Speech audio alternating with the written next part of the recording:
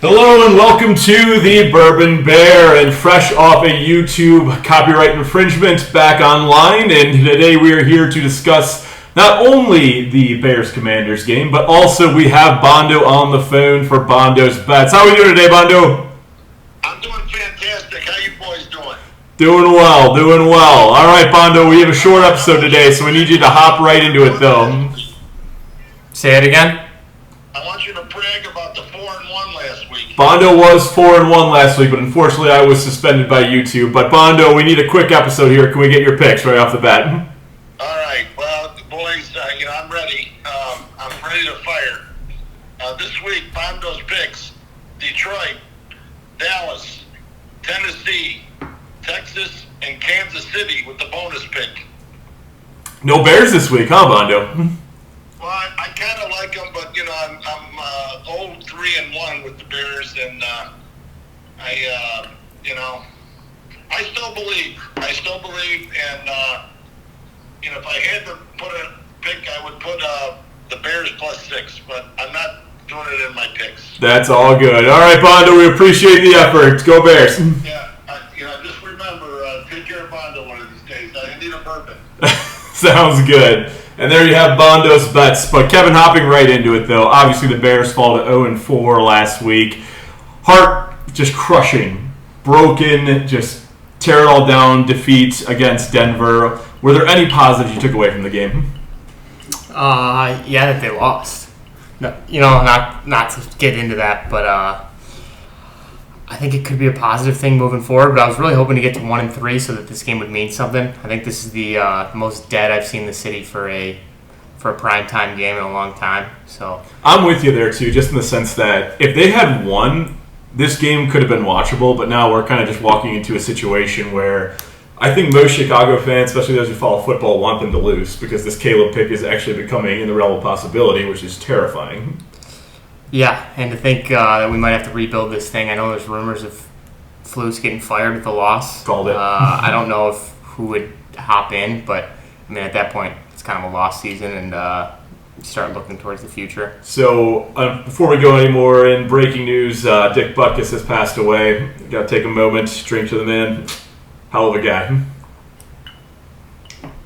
That being said, though, I'm with you there in the fact that I think Flus, I don't know if the Bears will fire him mid-season, but a loss to the Commanders today in a beat-down fashion. Let's say we lost by 30 points. Is he the first Chicago head coach to be fired mid-season? I think beat down by 30, yes. I think so, too. I think it'd be down. Because I think that shows that you've lost the locker room, number one, because it kind of looks apparent. Number two, you just can't make in-game adjustments because this defense is, 2 sacks on the year, which is, through 4 games, it's just embarrassing. But number three, everyone just looks lost out there. So this is a kind of a wild statistic I read this morning, but guess who the 2 best linebackers in the NFL are right now? I did see this. 2 ex-Bears linebackers. It's Roquan Smith and Morrow, who was on our team last year. Which is just telling that any free agent that comes here, it's going to become like a destination you don't want to go to if this culture keeps up.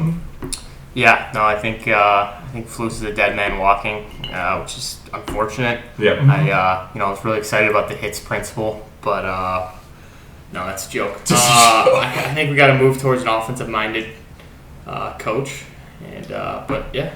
So what do you think about this, though? So this is a hypothetical, obviously, and I don't want to go too deep in this. We have limited time to post this, but Vid Desai, student of Vic Fangio, currently the Eagles' defensive coordinator. I think he would make a great replacement candidate. I just don't think we can go down the defensive route again. That's fair. At least for quarterbacks. It's a worry when if you have a good OC, he's just gonna be gone in 2 years. So yeah, I just think if you're going to go in with a new direction under a new quarterback, then you have to get a coach that can coach him up. I agree. So yeah. Turning the clock to today, though, so we have the Commanders at Washington. Last time we played them on Thursday night was actually last year around this time. It was, I think, a 10-7 just ugly game. Turning to this year, though, obviously the Bears have a banged-up secondary, but they did show some offensive potential last week. Do you think that carries over into Week 5? I do. I think DJ Moore, Cole have a big game. Continue to throw the ball around. I think it's let Justin go and see what you got at this point. Coaches are going to try to save their jobs. it's as bad as it says it or seems. I think they'll just let him run, let him throw, and kind of one of those things. If he gets hurt, then it's not our fault anymore. But no more protecting him. Well, the issue that's sparked up online, though, a lot of people are saying you should trade Justin and get what you can right now. I completely disagree with that philosophy. Number one, because it's Justin Fields. Like, he has potential in him. We've seen it multiple times. And number two, if he continues to ball out and we continue to lose games just because his defense is that bad, you're probably going to get a better haul in the offseason than you would in the middle of the season. And I think that's a very kind of, right statement. Because, number one, people are saying right now he's worth a second rounder and maybe a fifth. I think if he plays well this whole year, you could probably regain a first rounder to get his talents to another team. Yeah, first round might be a little aggressive, but Think second or third, I think, is a complete possibility. But yeah, the NFL is not like the NBA, MLB, NHL, where people are just going to purposely lose. These players are playing for their jobs next year. These coaches are coaching for their jobs. The only person that can make that decision is Poles, and that would be with the vote of confidence that he's even brought back. And at some point, he probably doesn't have that at this, currently. Yeah. So they're trying to win games, and then if the Caleb Williams thing comes true, hopefully it's not the Bears pick. Hopefully it's the Panthers pick, and that's the nice thing about this year too, having that Panthers as a backup. Because if you've watched any of the Carolina games, they just don't look good. They have a solid defense, but that offense is just struggling. So there is an optimal scenario where maybe the Bears do win a couple of games, get around, a top 10 pick maybe. But as long as Carolina keeps failing, Bears fans have two things to root for in the NFL, which is a nice little perk about this year. It is a very good perk. And it's something, obviously, Caleb Williams, Marvin Harrison would be a great duo, would be exciting. But something about, possibly dropping to 4 or 5, even if we get lucky and win 7 games somehow, to 10 to get like an offensive lineman, might work out in the best True. term. I agree. Can't get too obsessed with the picks. So, I know you mentioned Poles a little bit earlier. He's obviously fighting for his job as well, because if all these free agent ads, these draft picks don't work for him, unfortunately, he's probably soon to be on the chopping block. I don't think it'll happen this year by any means, but looking to the Chase Claypool situation, officially deactivated last week. Again, not with the team this week. Everything, it appears, is just done with him and the Bears. Gave up that second-round pick for him, which essentially would have been a first-round 32nd pick. But what went wrong in your mind with Chase? Yeah, that's just a disaster. I think probably due diligence wasn't done on him, which is not good to hear. But it seemed like the Steelers were ready to part ways with him. He had a really good rookie year, and then slowly it's kind of gone downhill. I'm going to let football players do what they want in the offseason and live their lives, but it seems like he has other priorities other than football, which I'm not. It is what it is. But it's just not someone I want to be a part of the Bears. I'm going to go as far as to call a spade a spade is a spade against Ryan Poles, though. That was a terrible move. And I know people said he had potential. Pittsburgh obviously knew something was going on with him, and they did not want him on their roster. The defense I'm assuming Poles is going to give is that Green Bay was trying to get him, other teams that they were competing against were trying to get him, wanted to add weapons to Justin.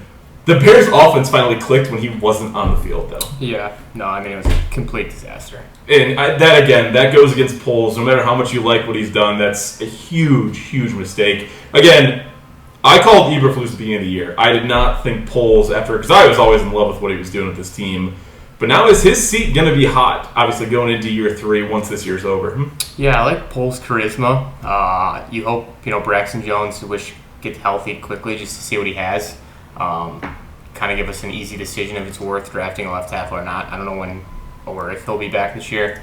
Limited action, Darnell Wright had a tough game last week, but he looks like he's going to be good.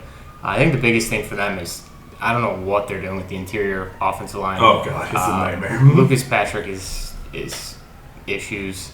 The Nate Davis signing, I don't know all the info. It sounds like it was a death in the family. Yeah, there's some stuff going on. Hopefully he can get over that, respectfully and get back to playing well. But it just seems like a lot of the signings may not have done all the diligence that they needed for. What I'll say to your point about Braxton too, like he could still be a good swing tackle if you want to draft a left tackle with a very high pick. I mean that's not off the board, but again I think you're right there. You have to address center. Lucas Patrick's not the guy.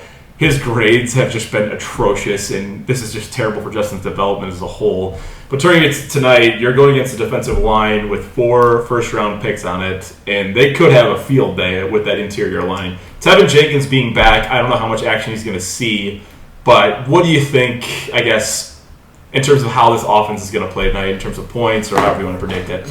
Yeah, I'm hoping that Tevin Jenkins plays and Whitehair can go play center. I don't know if that's possible or not. Yeah, we'll see. They're gonna have to get creative if he's running around all the time. But I mean, hopefully get a little bit of time, let him throw, see how it is, and score some points and lose in a high scoring affair. Between McLaurin and Dotson, I don't know how we're gonna cover them. I have a feeling it's gonna be a lot of open receivers that are nearest defenders 10 yards away. Well, again, with that banged up secondary, there's going to be, I think, in the Washington side, they're going to put up points. And it's more of the Bears, can they respond? Because I have very little to no faith in this defense. It's unable to get pressure. Just this Tampa 2 coverage just does not work with this personnel. But when it comes to predict a score, I have Commanders 27, Bears 21. Let's hear your thoughts. So I saw something today. I'm going to run with it. It is Dick Butkus' playing number was 51. It's a Dick Butkus legacy game. Bears win and the final score lands on his number. So I'm going to go Bears 27, Commanders 24. So the cover, I'm actually all for with it. This brings a fire in them to win the game. In honor of Dick Butkus, I know people want them to tank. Go win the game. You know, this is a Bears legend. I would have came into this podcast saying want them to lose, no questions asked, but you got to have some salvation for a franchise. It can't be a culture of where you just suck. I'm all for them winning this game. Yeah, I've never seen so many guys with their head down after the last game. It's getting to the point, like, no matter what they do, somehow they're going to find a way to lose. I would like to see maybe the opposite. Maybe struggle at first, find a way to win. What did the Lions start last year? 1-6? Like, the season's not over. If you can score points, you can win football games. True. And best case scenario, as we look back at this 0-4 start, that was hilarious that we ever thought we'd get Caleb Williams, and Justin Fields is our quarterback for 12 years. There we go. And that's all the time we have for today. Bear down, ladies and gentlemen. Let's get a win against those commies.